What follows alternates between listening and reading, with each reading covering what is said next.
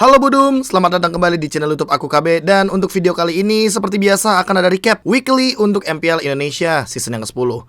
Dan sudah sangat valid bahwa kemarin kita udah sedikit menghitung ya kemungkinan-kemungkinan yang akan terjadi di week yang ke-8. Siapa-siapa saja yang memiliki kesempatan atau chance untuk lolos ke upper bracket. Dan valid juga bahwa semua tim masih punya chance atau kesempatan untuk menuju ke playoff dan bahkan upper bracket ya untuk beberapa tim lebih tepatnya. Tapi yang pengen gue fokuskan di sini adalah kita belajar lagi dan lagi seperti biasa dengan apa yang sudah terjadi di minggu yang ke-7 kemarin. Karena jujur minggu 7 kemarin itu kan abis patch terbaru ya.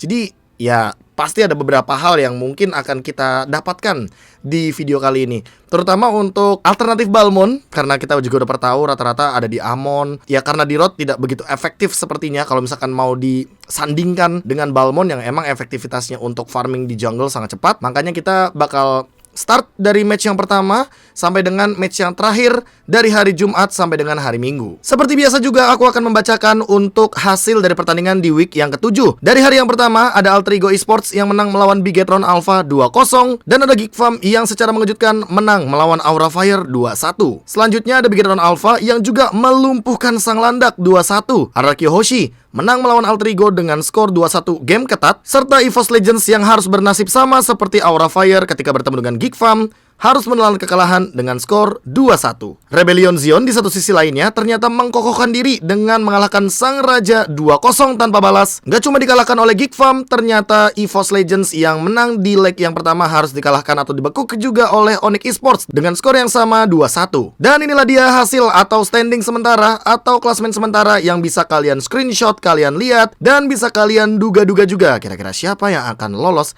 ke babak playoff serta dua tim yang tidak lanjut untuk ke playoff. Kalau begitu tanpa berlama-lama lagi juga kita akan langsung masuk ke Land of Dawn ya. Inilah dia dari Bigetron Alpha versus Alter Ego.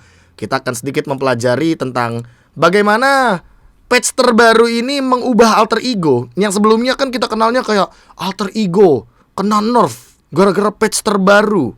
Udah nggak lagi sekarang men. Sally Boy dia udah bener-bener on point dengan aimnya. Udil juga di sini bermain dengan hero namanya Farsha. Lalu yang secara tidak terduga yang pengen aku notes di sini adalah bagaimana cara Alter Ego Esports memilah kira-kira gua mau team fight atau gua mau Lord. Karena gini, menurut gua ini adalah satu hero yang unik, Aemon, yang dimana kita bisa memilih untuk melakukan dua decision ketika lagi winning condition seperti ini, tapi memiliki 3-4 langkah ke depan yang lebih banyak opsinya. Udah bukan rahasia umum kalau seandainya Amon ketika dia melakukan basic attack kepada beberapa monster minion, hero, jungle, termasuk Lord ya, ada elaborasinya juga sama Lord. Ini dia akan memecahkan atau mengeluarkan pecahan bling. Yang pecahan bling ini kan bisa nambah stack dengan kelipatan 6. Dari 6, 12, 12, 18, 18, 24 sampai ada mungkin di beberapa sosial media kayak TikTok itu bikin golden staff dan mungkin puluhan lebih kalau kita ngomongin soal bagaimana kehadiran dari shard ini. Elaborasi dari Sally Boy dengan Aemon, lalu pecahan beling dan juga Lord, ini membuahkan sebuah gameplay baru yang dimana ketika Amon lagi nge-Lord, kita nggak tahu nih Amon bakal beneran komit mau Lord atau dia cuma ngumpulin shard. Kalau ternyata Amonnya mau Lord, ya dia dengan stack 24 aja pakai ultimate dan retri udah pasti dapat Lordnya. Kalau misalkan dia ternyata cuma iseng buat ngumpulin shard, itu shard atau ultimate-nya pasifnya 24 kena ke hero, udah pasti bisa instant kill. Jadi dengan Sally Boy yang ada di sini dan juga ada pecahan shard di sini membuatkan sebuah elaborasi sama Lord yang dimana nantinya ketika kita tahu bahwa di sini pergerakan dari Amon, Sally Boy dan juga Lord ini bisa dibilang nanti akan menimbulkan pecahan-pecahan yang lebih banyak di sini karena nanti pecahannya kan bisa kemana-mana nih. Nah kayak gitu loh maksud gua. Jadi ya menurut gua emang sekarang Amon makanya bakal lebih sering dipick, apalagi ketika kita tahu cara bermain dengan Aemon gitu loh.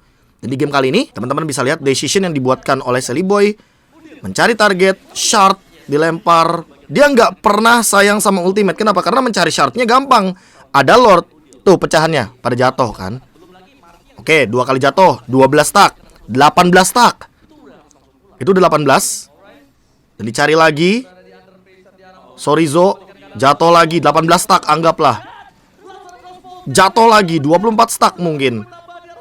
Dan lihat ketika kena Karamax, itu banyak banget shard yang kena. Kalian bisa bayangkan ini 18 atau 24. Gua nggak begitu tahu kalau misalkan hitungan pastinya, tapi ini adalah angka yang sangat banyak dengan shard yang sudah langsung menghujam ke arah Max. Di sini poin terpentingnya adalah dua pemain dari Bigetron Alpha itu tumbang karena teman-teman dari Alter Ego commit langsung untuk melakukan team fight. Dan ketika shardnya kena dari Sally Boy ke arah Max, Max di sini nggak tumbang, tapi dia menggunakan Tempest of Blade, dia menggunakan ultimate, dia membuang sebuah ultimate yang dimana ketika team fightnya masih berlanjut, ini mau tidak mau di menit 12 tumbangnya 30 detik, mereka bisa kena strike push.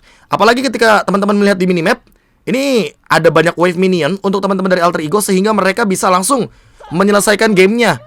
Karena ketika marknya tumbang, key-nya juga tumbang, Max ini udah nggak punya ultimate lagi, Link nggak punya kapabilitas untuk clear wave dengan cepat. Ya sekalipun dia bisa clear wave minion dengan 4 pedangnya, itu masih butuh ultimate. Dan ketika Max-nya ini nggak ada ultimate, Sally Boy memanfaatkan hal tersebut bersama dengan teman-teman dari Alter Ego untuk langsung memberikan deal damage, wipe out, dan a good game. Jadi ini seolah-olah Alter Ego tuh udah paham banget decision yang akan mereka buat. Entah dia mau commit Lord, entah dia mau commit untuk team fight.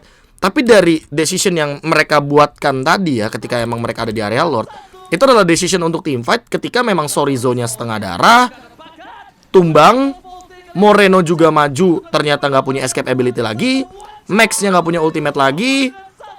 Dan itu adalah sebuah decision yang paling tepat ketika emang ditanya, lu mau Lord atau ngincer hero? Kalau buat sekarang kayaknya emang rata-rata orang pasti bakal ngincer hero sih. Dan itu adalah decision yang dibuatkan oleh Alter Ego Esports dan bisa kita tiru kok di ranked kalau main 5. Selanjutnya adalah miskalkulasi. Di sini sebenarnya mungkin 50-50 untuk team fight-nya, Geek Farm versus Aura Fire. Dikarenakan game ini hitungannya game kerat dan macro play segala macamnya. Lihat bagaimana cara mereka mempertahankan teritorial aja. Di sini ada 4, di sini ada 4. Jadi udah pasti bakal kayak, ayo baku hantam. Bisa. Team fight akan selalu terjadi ketika kita udah ngomongin soal late game, apalagi di atas menit ke-15. Tapi miskalkulasi dari Aura Fire ini membuahkan sebuah keuntungan bagi Geek Farm. Apalagi ketika Kadera dengan menggunakan Melissa ini menggunakan ultimate dengan sangat bagus menurutku. Kenapa bagus bang ultimate-nya? Dia kan sebenarnya terkena dealing damage yang banyak. Yes, dia terkena dealing damage yang banyak. Tapi ini membuat pergerakan dari teman-teman tim Aura Fire hanya akan ada di 2 jalur, yaitu adalah di jalur sini menuju ke belakang, atau dari jalur muter baru ke arah sini.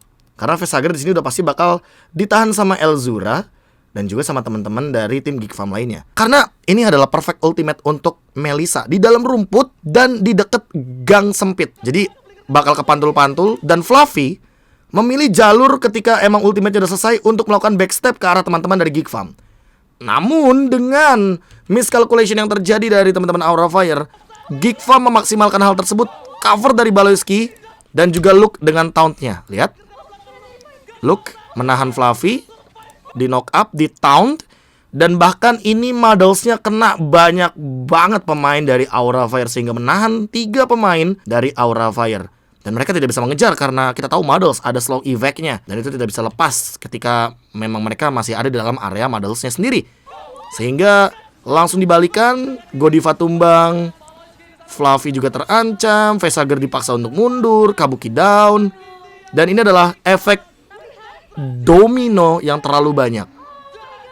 Di late game ketika kamu tumbang, Lord terbuka, dan apalagi ke pick off-nya angkanya 3 kayak gini kan. Jadi fight-nya tentu bakal jadi nggak imbang atau nggak balance. Lihat, 1 Kadera ditukar sama 4 pemain sekaligus. Dan ketika Godiva muncul, apakah itu bisa menjadi sebuah jawaban saat Lord-nya ada? No, itu nggak bisa. Karena apa? Karena 2 lawan 4 di sini. Posisi dari teman-teman Geek Farm juga kayaknya udah lebih siap untuk melakukan setup ke arah Lord. Dan ini jadi Lord yang begitu manis untuk teman-teman dari Geek Farm, dikarenakan dengan 1 momentum saja, yaitu adalah Kadera yang ternyata tidak instant kill di team fight besar. Dan ini memang sebuah decision yang mungkin secara mechanical play Kadera doang ini yang benar-benar bisa mempertimbangkan ultimate-nya di tengah-tengah, dari rumput, dari jalan yang penting tentunya untuk team fight. Dan bahkan Luke juga nge-cover, Baloyski nge-cover, semuanya all in untuk sang Marksman. Dan decision yang dibuatkan oleh Geek Farm berhasil membawa mereka kepada kemenangan, bukan? Kalau ngomongin Bigetron Alpha dan Onyx Esports, sebenarnya ini adalah team fight momentum. Ki, ini kuncinya emang di Ki. Atlas itu adalah hero yang memang hanya mengandalkan momentum. Rata-rata pengguna Atlas di MPL Filipina juga mungkin yang sering aku lihat, itu dia bakal coba untuk mainin momentumnya ketika emang perfect match-nya kena, atau dia tahu dia bakal gunain flicker ulti, itu dia langsung gunakan tanpa ragu. Dan itu juga yang terjadi sama Ki ketika dia tuh sebenarnya terlihat ragu-ragu untuk melakukan sebuah ultimate, tapi ternyata itu adalah umpan. Dan ini dia old gameplay atau gameplay lama yang hanya ada di Ki, karena kita jarang lagi nih untuk melihat setup seperti ini.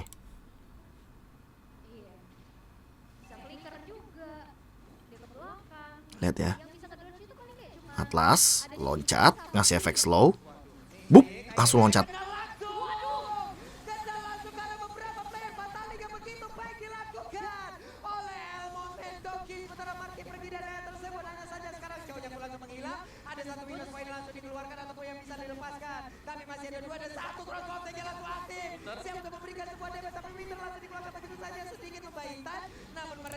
Dan mereka nggak pulang. Di sini mereka mendorong minionnya, sehingga team fight momentum seperti tadi itu mahal banget emang kalau misalkan ingin diperhatikan secara seksama. Yang pertama, Ki-nya nyari momen. Dia coba memberikan sedikit efek frozen kepada Kairi, dan dia langsung flicker. Ini adalah sebuah gerakan yang mungkin tidak terduga oleh teman-teman dari Onyx Esports ketika ceweknya mempop up ultimate. Jadi pas tiba-tiba udah nggak ada ultimate, ceweknya langsung diangkat. Karena di sini ceweknya pakai flicker dan tidak ada purify dari teman-teman tim Onyx Esports, sehingga ini bakal jadi easy fataling. Hanya ada Drian, dan mungkin karena Drian menggunakan Kagura, ini adalah pengecualian karena kita tahu bahwa Kagura ketika memegang payung dia bakal immune, dan ini terbukti. Dia langsung flick ke belakang, tapi cewek yang menjadi korban, dan itu eksekusi yang manis banget. Pas kombonya jalan, diangkat Angry Gloom, flicker cewek langsung endless shard, tereksekusi. Dan itu langsung di cover semuanya. Marky-nya nge-cover ke arah belakang, Boots-nya di engage. Dan ini emang Boots sangat pintar sekali ketika dia tahu bahwa counter dari 1-1 salah satunya adalah gak cuma Poveus tapi Winter Truncheon. Dan walaupun ada Winter, tapi emang yang namanya angka itu gak bisa bohong.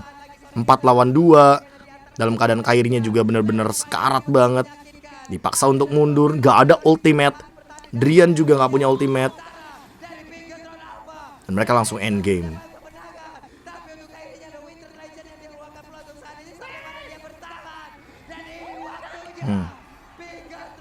Teman-teman bisa lihat nggak di sini?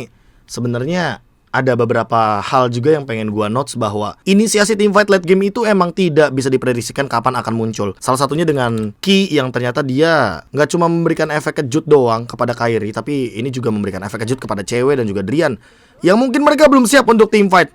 Karena Kiboy-nya belum sempat untuk memberikan cover, Kiboy-nya juga lebih fokus sama di sisi lain. Tiba-tiba langsung dibuka dengan teamfight yang begitu manis. Dan ini adalah sebuah inisiasi teamfight yang jarang banget terjadi momennya. Bahkan di MPL Season 10 udah jarang gak sih kayak hero-hero Atlas yang dapat momen tuh selain Ki. Karena Ki juga sempat membuat 1 HP momen Atlas loh pada saat itu. Darahnya tipis, tapi dia malah flicker ke depan, ultimate, dan dapetin momentum. Ya, gue malah kangen sih untuk setup-setup seperti ini.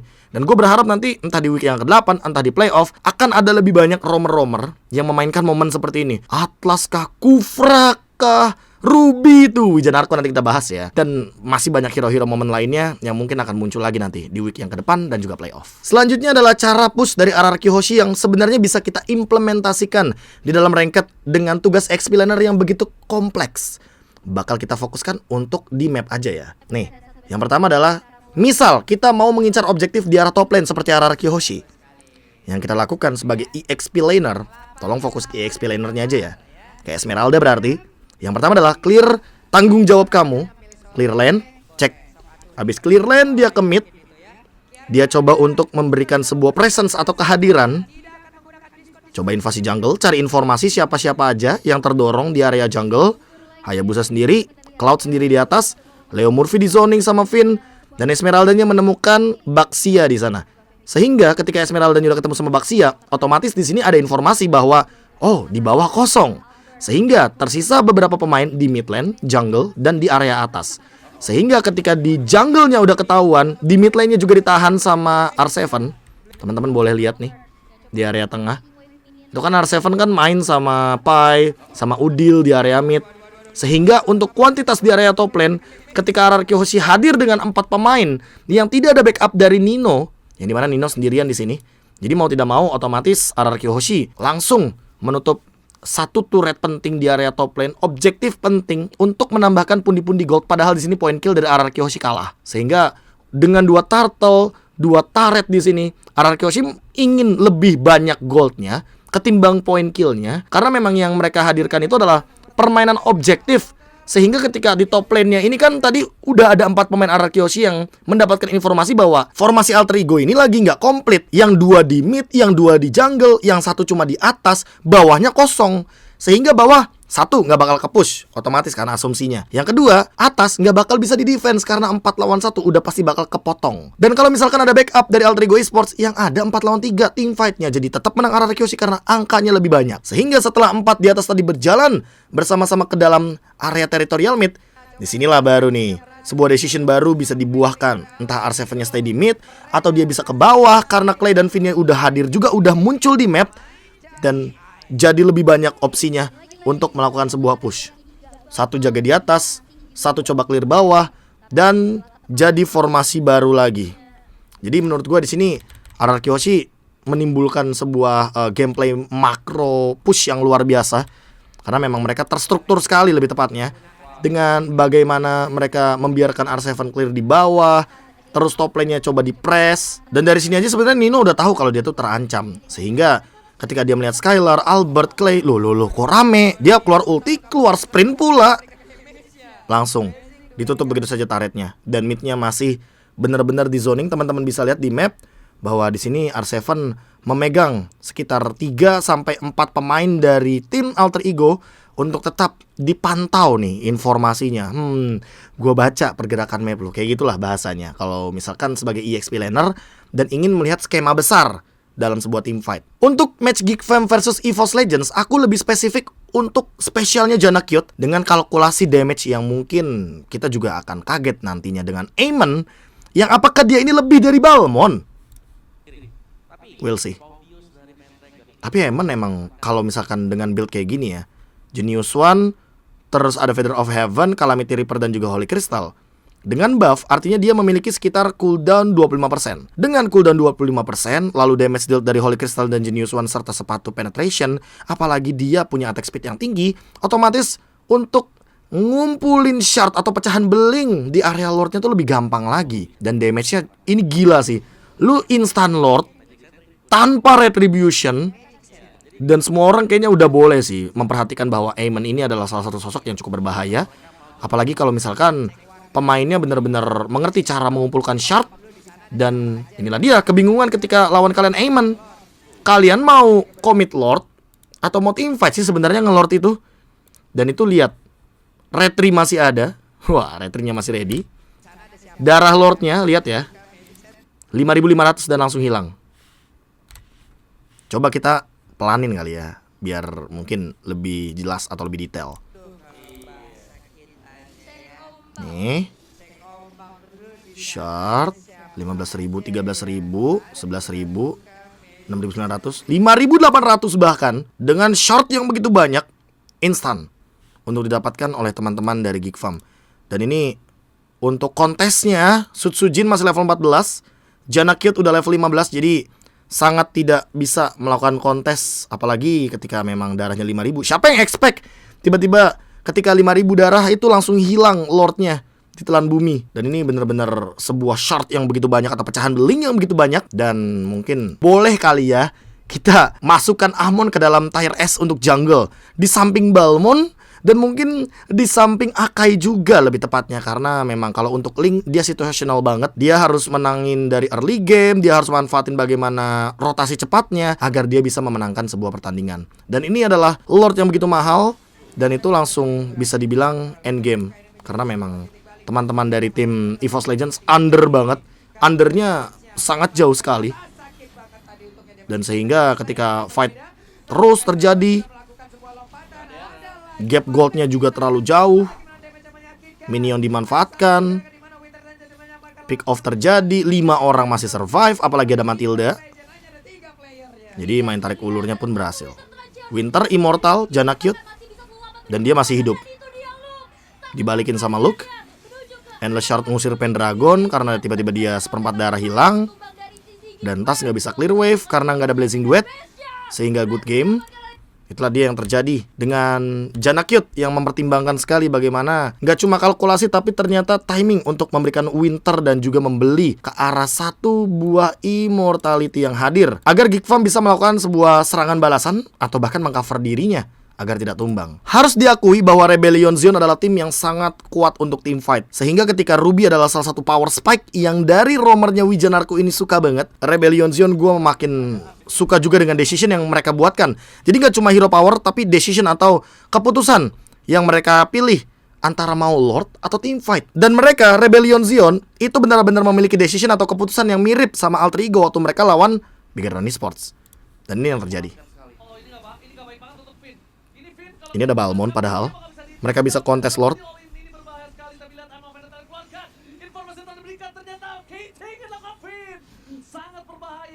Dan ketika mau team fight, ada beberapa ult yang udah dikeluarkan. Dairon salah satunya yang terkena ult dari Clay. Informasi. Dan ketika Albert udah mulai muncul ke depan, Dairon yang menjadi umpan langsung disambut semuanya. Haze-nya mengincar ke arah Clay. Clay-nya udah nggak punya kuning atau Order Brilliance. R7 juga nggak bisa menghalau. Dan R7 membawakan Dairon yang ditukarkan dengan Skylar Sniper. Jadi pertukarannya 2 untuk 2. Tapi lagi dan lagi ketika ada Lord di sana, ada Balmond, ada Retribution.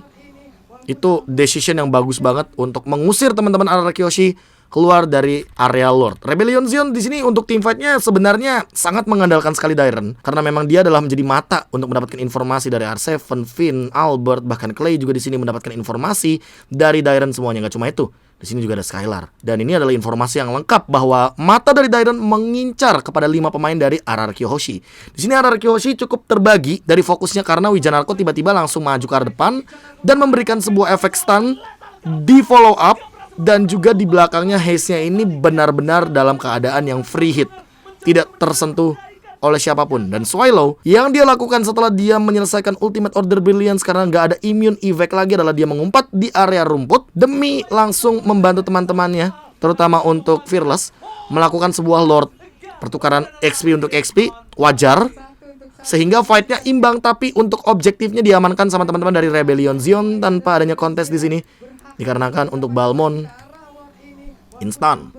Dan ini adalah sebuah fight yang menurutku sangat rapih sekali. Makanya Rebellion Zion lumayan mengerikan ya kayaknya untuk di minggu yang ke-7. Dan nggak tahu sih kalau misalkan menurut gua apakah main online itu berpengaruh. Karena mungkin terkadang ya ketika kita main online ini kayak ada kenyamanan tersendiri. Karena kan kita biasanya stay di situ, tidur di situ, nge-GH lah. Tapi menurut gua ya semoga Rebellion Zion cepat sembuh agar nantinya kita bisa merasakan bagaimana vibes ketika ada pertandingan di stage. Terutama kalau misalkan mereka juga merasakan playoff. Ya who knows man. Ini masih ada kesempatan loh untuk Rebellion Zion masuk ke babak playoff. Dan apalagi dengan fight seperti tadi, decision seperti ini, tidak menutup kemungkinan babak playoff yang best of 5 ini akan menjadi sebuah pertandingan yang sangat bisa kita nikmati nanti di playoff. Ya, siapapun yang terbaik lah pokoknya. Skema permainan yang ditujukan sama Alter Ego dan juga oleh teman-teman dari Rebellion Zion tadi adalah melepaskan Lord dan juga mengincar hero. Dan itu nggak cuma dilakukan oleh mereka, namun Onyx Esports dengan gameplay tarik ulur yang sangat amat menarik. Dan juga ini nggak satu kali terjadinya tapi berkali-kali. Sehingga ada sebuah skenario yang dimana mereka mencoba untuk mengincar Lord, lalu melakukan sebuah team fight, lalu mereka disengage untuk kembali ke area Lord, dan mereka repeat untuk melakukan Lord lagi. Ini adalah sebuah skenario yang dimana dibuat oleh teman-teman dari Onyx Esports ketika mereka membuat sebuah circle atau sebuah aktivitas yang berulang-ulang kali ketika berhadapan dengan tim EVOS Legends. Ya kita tahu di sini EVOS Legends memang menggunakan hero-hero kuat seperti Barats Digi. Untuk team fight otomatis mereka akan sangat lebih mengungguli. Tapi kalau ngomongin soal bagaimana team fight untuk jangka panjangnya, di sini teman-teman dari EVOS Legends itu sangat mengandalkan sekali Barats. Sehingga Barats dari Sutsujin harus menjadi badan.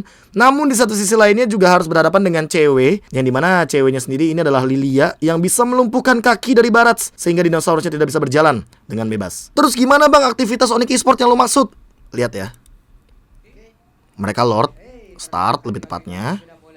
Sutsujinya dipok terus sama cewek, dipaksa untuk mundur.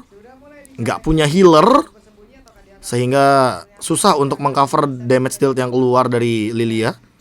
Sutsujin setengah darah keluar, Lordnya direset, sehingga Sutsujin masuk ke dalam perangkap dinosaurus. Pendragon juga langsung terkena The Way of Dragon, dan Lordnya tidak dilanjutin sama Onyx Esports sebelum teman-teman EVOS Legends mundur. Disengage Lordnya. Dan udah, itu. Mereka nggak cuma satu kali untuk melakukan hal tersebut. Mereka juga melakukan hal yang sama di area Lord pas ada di bawah.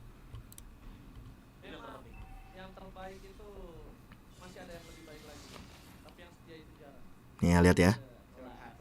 Pas tiba-tiba Lordnya di engage, mereka nggak langsung end, mereka nggak langsung commit. Dan di sini apalagi kelihatan Sutsujinnya, dia nggak lebih kuat daripada Lord yang sebelumnya.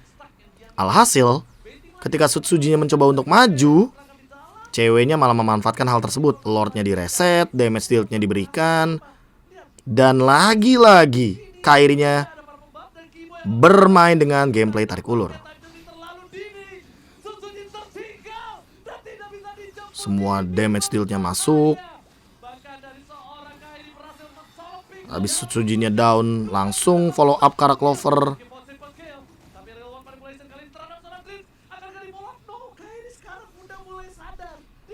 Dan udah, Lordnya nggak disentuh. Nggak ada Lord yang benar-benar disentuh.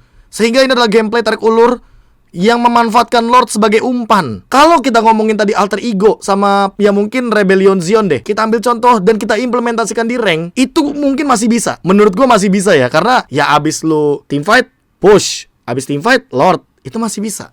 Tapi ketika Onyx Esports memainkan gameplay ini berulang-ulang, menurut gua ini perlu latihan beberapa kali baru bisa perfect lah untuk gameplay seperti ini. Karena memang decision atau keputusan yang mereka buat untuk tidak melakukan Lord adalah keputusan yang sangat amat tepat. Karena untuk melakukan teamfight, EVOS Legends itu lebih kuat ketimbang Onyx Esports. Tapi untuk pick off, untuk main culik-culikan, ambil satu hero dulu dari EVOS Legends baru mereka mau teamfight, ini Onyx Esports lebih kuat. Terbukti, poking damage-nya ada Sun sama cewek, ada Lilia sama Valentina. Terus untuk engage ke arah belakang zoning out ada Boots dengan menggunakan Masha. Chow untuk pick off Kairi, ya dia bisa langsung mengincar ke arah Digi sama Tas dengan menggunakan Yif. Jadi ya damage-nya kan udah pasti bakal tinggi banget. Apalagi critical damage ke arah support-support yang squishy kayak Digi sama Yif ini udah pasti bonyok lebih tepatnya. Sehingga secara tidak langsung outdraft yang dibuatkan Onyx Esports nggak cuma menang draft tapi menang gameplay. Dan sesuai dengan plan atau rencana yang sudah mereka buatkan dari awal, yaitu adalah jangan commit ke Lord. Dan ini adalah sebuah decision atau keputusan yang sangat amat mengerikan bagi Onyx Esports, karena memang ini butuh komunikasi tingkat tinggi sih. Ya lu bayangin ada 4 pemain Indonesia, 1 pemain Filipina, pakai bahasa Inggris mungkin ngobrolnya atau gimana pun caranya, tapi emang mereka menjalankan dengan sangat amat baik. Setelah Lordnya terbuka, nggak ada Sutsujin, nggak ada Clover, baru mereka berani untuk Lord ujung-ujungnya. Dan itulah dia gambaran tarik ulur atau gameplay kiting seperti bermain layangan yang levelnya lebih tinggi daripada alter ego dan juga mungkin Rebellion Zion tadi. Dan udah kayaknya itu aja untuk di video recap kali ini di minggu yang ke-7. Jangan lupa juga untuk nonton MPL Indonesia di week yang ke-8. Jadwalnya udah ada di sini. Kalian bisa langsung screenshot sekarang juga. Pokoknya jangan lupa untuk nonton nanti di week yang ke-8 dan tetaplah jadi saksi untuk siapa kira-kira tim yang akan melaju ke babak playoff dan tentunya menjadi perwakilan dari tim Indonesia untuk representatif di M4 World Championship nanti di Januari